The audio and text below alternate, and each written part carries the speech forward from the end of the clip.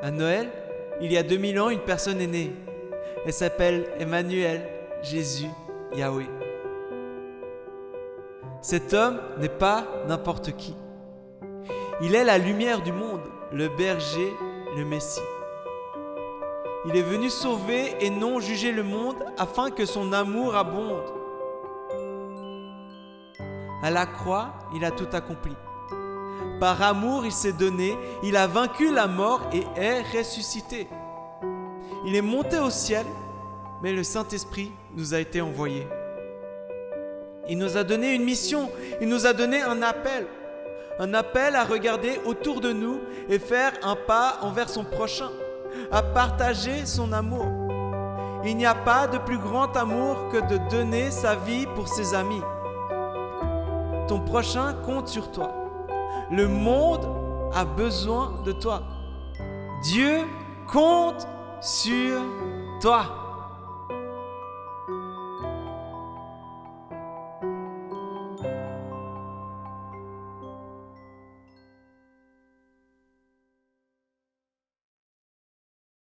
Ces dimanches-là, nous sommes dans un thème. Je ne sais pas où me mettre avec ces micros. Je vais juste les reculer un peu parce que sinon je vais m'en prendre un, ça va mal finir. Albano ne sera pas content. Nous sommes dans un thème, tous ces dimanches-là. Qu'est-ce ce thème? Quelqu'un peut me le dire? Vous avez suivi ces derniers dimanches. Vous avez des petits flyers, c'est marqué en grand dessus. Dieu compte sur toi. Dieu compte sur toi. Léo, il a déjà fait 2 prêches dessus, 2 prédications. Et je me souviens, la semaine passée, il nous a parlé de la prière de Jabez. Et qu'est-ce qu'il avait dit à un moment? Je passais derrière pendant que je faisais des allers-retours pour le marché de Noël. Là. Puis il y a un truc qui m'a retenu. Il disait que servir son prochain, ça procurait de l'ocytocine dans tout le corps. Et que pour finir, ça nous rendait du bonheur. L'ocytocine est l'hormone du bonheur. Et mon but ce matin, c'est qu'on puisse encore avoir plus soif de cette ocytocine. Qu'on puisse être drogué en cette ocytocine, si je peux dire comme ça. Mon cœur est qu'on soit une église qui sert son prochain, qui sert son frère, sa sœur, et qui sert surtout Jésus. Mon cœur est qu'on soit une église remplie d'amour, et que de servir ne soit pas un fardeau, mais que servir soit naturel. Pour certains d'entre nous, servir est déjà bien naturel. Pour d'autres, c'est un peu plus difficile. Vous pouvez demander à mes parents. Nous sommes chacun à un endroit différent. Nous sommes chacun sur la terre. Moi, j'ai 26 ans. Il y en a qui sont plus âgés, qui ont plus d'expérience de service. Et on est tous aussi différents dans notre chemin avec Jésus. Nous avons des défis différents. Nous avons tous des comportements différents. Des choses qui nous sont naturelles ou pas. Bref, nous sommes vraiment tous différents.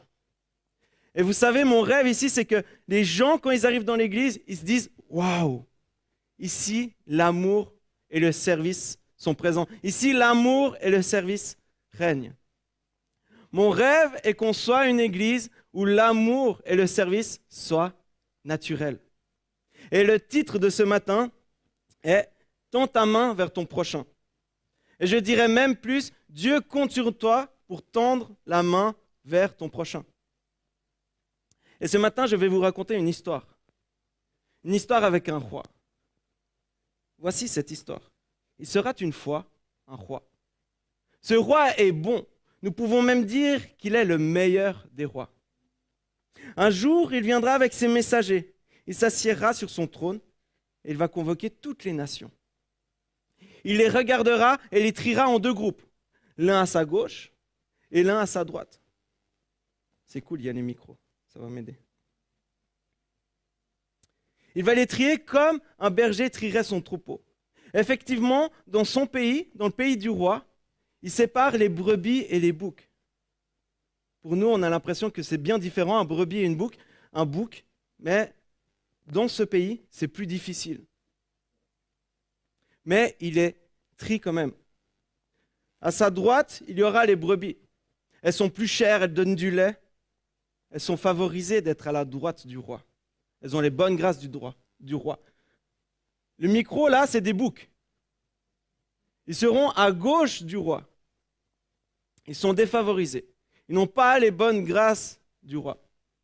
Et le roi, il va dire aux brebis, venez, vous qui êtes bénis par mon Père, prenez possession du royaume qui vous a été préparé dès la création du monde. En effet, j'ai eu faim et vous m'avez donné à manger. J'ai eu soif et vous m'avez donné à boire. J'étais étranger et vous m'avez accueilli. J'étais nu et vous m'avez habillé. J'étais malade et vous m'avez rendu visite. J'étais en prison et vous êtes venus vers moi. Et les brebis, à la droite du roi, ils vont répondre, Seigneur, quand t'avons-nous vu affamé, t'avons-nous donné à boire ou assoiffé et t'avons-nous donné à manger? Quand t'avons-nous vu étranger et t'avons-nous accueilli ou nu et t'avons-nous habillé? Quand t'avons-nous vu malade ou en prison et sommes-nous allés vers toi? Mais le roi leur répliquera, je vous le dis en vérité, toutes les fois que vous avez fait cela à l'un de ces plus petits de mes frères, c'est à moi que vous l'avez fait. Et les boucs, ils se sentent un peu mal, là, ils sont à gauche. Ils commencent à avoir les chocottes. Ils craignent le roi. Ils ont raison, car le roi, qui est là, il leur dira, éloignez-vous de moi, maudit. Allez dans le feu éternel qui a été préparé pour le diable et pour ses anges. Violent, hein? En effet, j'ai eu faim et vous ne m'avez pas donné à manger. J'ai eu soif et vous ne m'avez pas donné à boire. J'étais étranger et vous ne m'avez pas accueilli. J'étais nu et vous ne m'avez pas habillé. J'étais malade et en prison et vous ne m'avez pas rendu visite.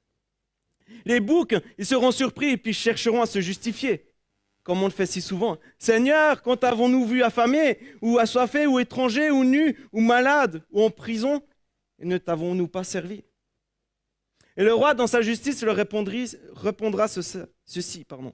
Je vous le dis en vérité, toutes les fois que vous n'avez pas fait cela à l'un de ces plus petits, c'est à moi que vous ne l'avez pas fait. Et ils iront à la peine éternelle, tandis que les justes iront à la vie éternelle.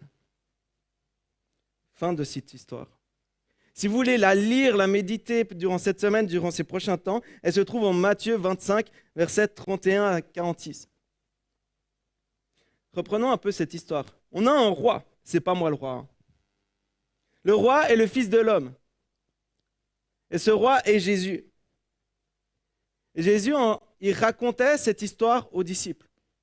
Et si vous avez remarqué, c'était au futur. Ce n'est pas une parabole, ce n'est pas une image, cette histoire. C'est bien un texte qui se passera plus tard. C'est bien quelque chose qui se passera plus tard. C'est un texte qu'on appelle apocalyptique, c'est pour la fin des temps, c'est quand Jésus reviendra. Ensuite, nous avons l'un de ces plus petits de mes frères. Il peut y avoir deux interprétations. Soit ce sont les disciples de Jésus, ou soit ce sont les personnes qui sont dans le besoin. Un théologien, dans un commentaire, il a dit, peu importe, que ce soit les disciples de Jésus ou les personnes dans le besoin, Jésus nous demande de les aider les deux. Mais quelle est la morale de cette histoire? Qu'est-ce que nous pouvons prendre de cette histoire pour cette semaine, pour ces prochains mois, pour ces prochaines années? Dans le texte, les brebis sont surprises de ce que le roi leur dit. Elles sont surprises car pour elles, faire le bien, aider son prochain, c'est naturel. Ce n'est pas fou ce point. Je trouve cela juste magnifique de se dire que ces brebis aient servi ses prochains ses prochains dans le besoin, sans attendre rien en retour, juste par amour. Et même, je dirais qu'ils ne se rendaient pas compte du bien qu'elles faisaient. C'était logique pour elles, c'était naturel. Les brebis avaient une foi qui les poussait naturellement à prendre soin du nécessiteux. Ce qui signifie que la foi est beaucoup plus que croire des choses au sujet de Dieu. Si tu demandes au diable, à Satan, s'il croit que Jésus est fils de Dieu, s'il croit que Jésus est mort et ressuscité, il dira « Oui, je crois ». La question c'est, quelle est la conséquence dans notre vie de ce que nous croyons? Quelle est la conséquence dans notre vie de ce que nous croyons? La foi me met en mouvement. La foi ne me laisse pas avec les bras croisés en attendant que Dieu résolve les choses. La foi est la puissance de Dieu qui fait bouger mes mains mon cœur et ma bouche. La Bible nous dit que Dieu tient l'univers dans ses mains. Dieu soutient en vie tout ce qui existe. Jésus dit, « Mon Père est à l'œuvre jusqu'à présent, et moi aussi je suis à l'œuvre. Et le Fils ne fait que ce qu'il voit faire mon Père. Tout ce que le Père fait, le Fils le fait également. » Dieu est toujours en action. Nous n'avons pas besoin de prendre un bâton, le revêtir de foi, et puis pousser, commencer à essayer de pousser Dieu. Vas-y, Dieu agit. Dieu est toujours en action. Et la question, c'est de savoir si nous travaillons ensemble avec lui. C'est si nous sommes en action, en harmonie avec Dieu. Desmond Tutu, archevêque anglican sud-africain, dit « Sans nos yeux, Dieu ne voit pas. Sans nos mains, Dieu ne touche pas. Sans notre cœur, Dieu ne compatit pas. » L'individu croit tout au sujet de Dieu. Mais il continue à être la même personne. Ses convictions ne produisent aucune conséquence dans son être. Elle ne le bouge pas, elle ne le transforme pas. La foi, c'est ce qui fait bouger mes mains et mon cœur. C'est parce que je crois aux bénédictions de Dieu sur ma vie que je travaille. C'est parce que je crois que Dieu récompense ceux qui se tournent vers lui, que je sème, que je partage la bonne nouvelle. Je vous parle des autres, de Dieu et de nous. Il y a une image qui représente tout ça. Revenons sur les bancs de l'école. Peut-être certains sont encore sur les bancs de l'école, là. D'autres, ça fait peut-être plusieurs années.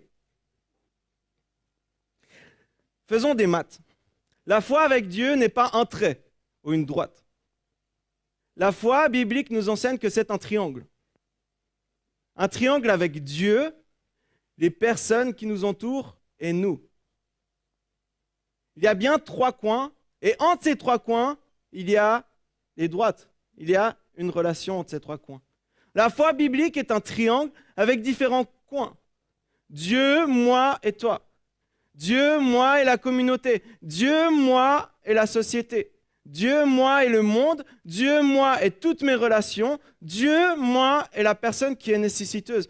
Dieu, moi et la personne qui m'offense. Dieu, moi et ma femme. Dieu, moi et mes enfants. Dieu, moi et mes grands-parents. Dieu, moi et mes parents. Dieu, moi, ma famille. Dieu, moi, vous. Dieu, moi, toi. La foi n'est pas seulement Dieu et moi, c'est pas seulement un trait, un axe vertical, mais la foi, c'est une relation. C'est Dieu, moi et les personnes qui sont autour de moi. La foi n'est pas seulement personnelle, elle prend aussi ton voisin en compte. Dis à ton voisin, ma foi te prend en compte. Ma foi te prend en compte. Quelle est la chose la plus belle et la plus difficile dans l'Église? L'Église est constituée de cultures, de classes sociales et de métiers différents. Et de gens différents. Et des caractères différents. Et de vies différentes. Vous pouvez continuer la liste. Je suis toujours époustouflé comment à l'Église des personnes si différentes peuvent passer des moments ensemble, peuvent se cotiser pour des œuvres comme nous le faisons pour la campagne de Noël. On vous en parlera encore après. C'est les petits flyers. Alors soyons une église où la joie, le service, l'amour et l'ocytocine règnent. Cette joie de servir. Tu vois ton frère ou ta sœur dans le besoin, fonce. Il a besoin d'argent, prête ou donne. Il a besoin de nourriture, invite-le chez toi. Il a besoin d'un toit, héberge-le. Soyons une église forte en amour et en service. Et soyons une église forte en service aussi envers l'extérieur. Marchons ensemble sur le chemin de l'apprentissage avec le Saint-Esprit, afin d'être ces brebis à la droite du roi, pour qui le service était naturel. Nous sommes une famille qui a une particularité. Dieu est notre Père et nous sommes tous des enfants adoptés. Et il y a encore une autre particularité dans cette famille, c'est que cette famille a encore largement de la place. Oui, là, le Covid, on est maximum 100 personnes, tout ça. Mais dans la famille de Dieu, pas besoin de Covid. Elle peut s'agrandir, elle peut s'agrandir, elle peut s'agrandir encore. On a encore beaucoup de la place. Jésus nous invite à prendre soin de la famille, mais également de l'extérieur. Nous vivons dans un contexte dur économiquement et psychologiquement. Sabine nous a parlé de l'histoire au HUG. Ça devient dur pour les personnes. Ça devient lourd, cette situation. Nous savons également que la période de Noël est très difficile pour certaines personnes, que ce soit à l'intérieur de l'Église, que ce soit à l'extérieur de l'Église. Ce que je veux nous encourager par là, c'est de faire ce que nous pouvons avec nos forces. Un merci, un soutien financier, un repas, un abri, une chorale, un chant, amener l'espoir. Nous pouvons faire des choses, des petites choses qui peuvent changer la vie de quelqu'un. Nous pouvons être des brebis qui amènent la joie, l'amour, le service et que ça devienne naturel. Paul Éluard a dit « Il n'y a pas de hasard, il n'y a que des rendez-vous. » Il n'y a pas de hasard, il n'y a que des rendez-vous. Et je veux croire que Dieu ne nous a pas fait rencontrer quelqu'un au hasard, mais nous utilise clairement pour être une bénédiction autour de nous. Dieu compte sur nous. Je ne sais pas si vous connaissez Sœur Emmanuelle. Elle a combattu pour la pauvreté en Inde. C'est juste incroyable. Elle a écrit ceci. En effet, la plupart des hommes sont prêts à répondre ponctuellement à telle ou telle détresse, avec grande générosité parfois. Mais ils considèrent en général que la pauvreté est inéluctable. C'est comme ça. Elle fait partie du paysage de toute société, du système économique. Ce qui m'a choqué en lisant ce texte, c'est qu'elle a raison. Nous sommes devenus des fois insensibles à la pauvreté, insensibles à la misère humaine, insensibles à la souffrance qui nous entoure. Nous voulons tellement nous protéger que nous mettons une barrière. On dit non, mais de toute façon, c'est normal qu'il y ait des pauvres.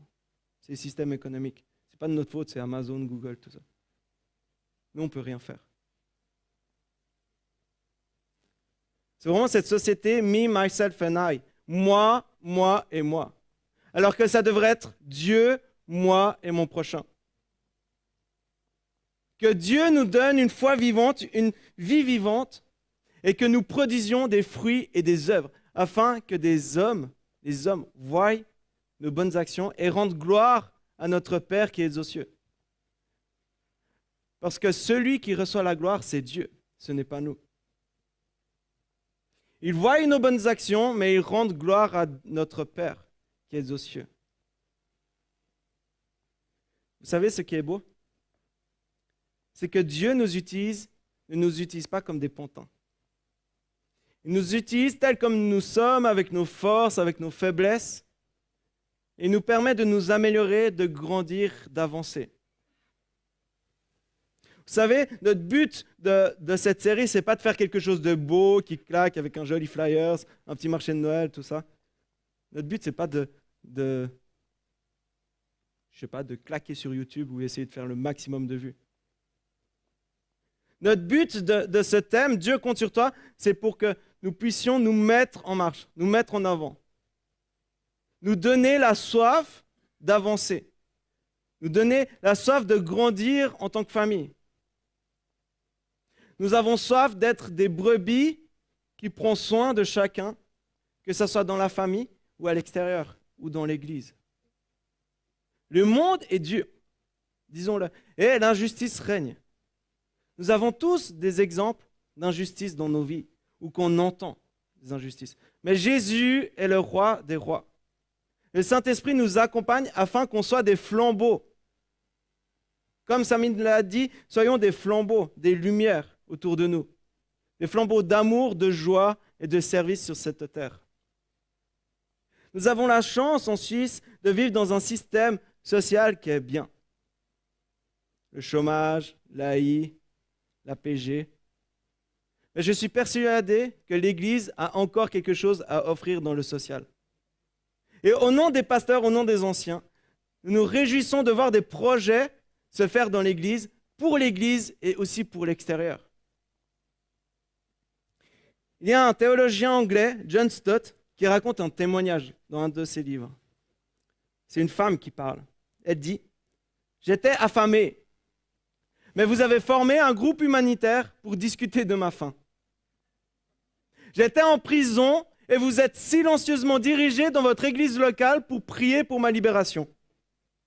J'étais nu et dans vos pensées, vous avez débattu de la dimension morale de ma nudité. J'étais malade et vous êtes agenouillés pour remercier Dieu pour votre bonne santé. J'étais sans abri et vous avez prêché pour moi de l'abri spirituel, de l'amour de Dieu. J'étais solitaire et vous m'avez laissé seul pour aller prier pour moi. Vous avez l'impression d'être très saint, très proche de Dieu, mais je continue d'être très affamé, solitaire et frappé par le froid.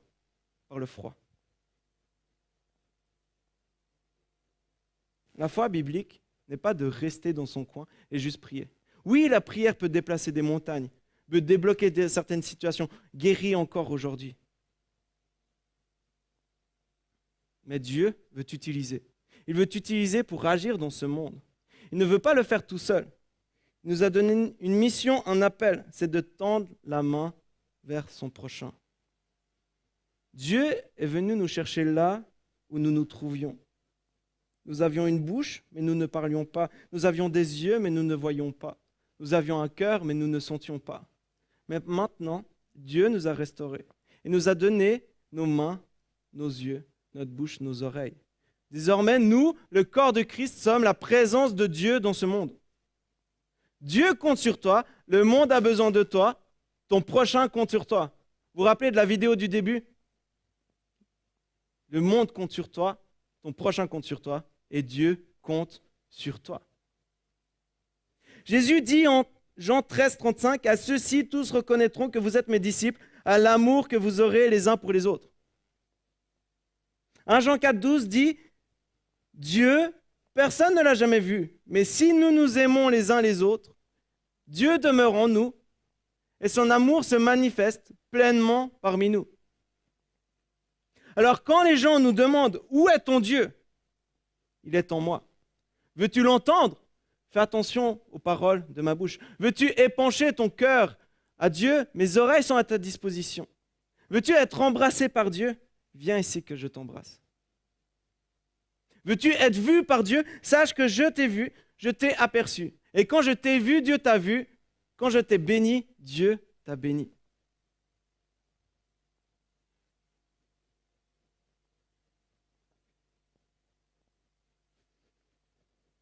Je vous invite à fermer vos yeux, fermer les yeux.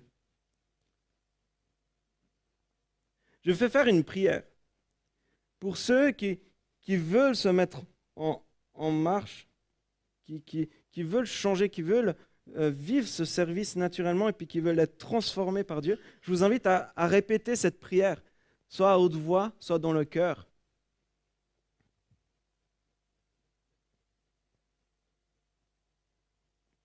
Je veux demander à Dieu qui touche ma bouche. Parce que je suis fatigué d'offenser, de décourager, de murmurer. Je veux que Dieu me donne une bouche qui prononce des mots de grâce, de bénédiction.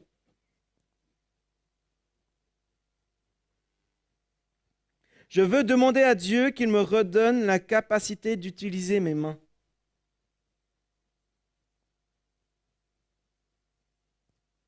Je suis attaché, je n'arrive plus rien à faire. Ma vie ne bouge pas. J'ai besoin que Dieu m'aide à aller de l'avant. Seigneur, aide-moi à être comme ces brebis. Que je sois une brebis pour qui le service devient naturel.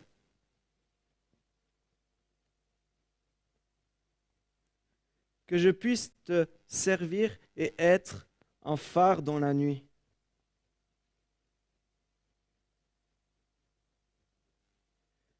Merci, Dieu, car tu es bon. En tout temps, tu es bon. Amen.